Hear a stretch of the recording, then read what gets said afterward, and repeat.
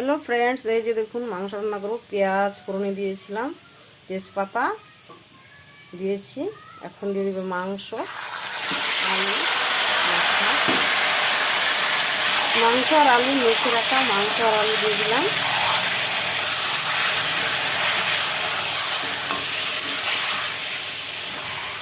নুন, হলুদ, সর্ষের তেল, পেঁয়াজ বাটা, আদা বাটা, রসুন বাটা এইগুলো দিয়ে মাংসটা মেখে রেখেছিলাম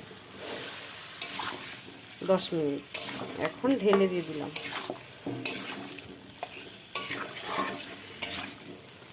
তারপরে দেবো এই যে জিরে বাটা, জিরে রাঁধুনি বাটা, লঙ্কা বাটা, লঙ্কা জিরা। তারপরে দেব গরম মশলা বাটা নামানোর আগে দিয়ে নামিয়ে নেব। আর মাখা মাখা ঝোল রাখবো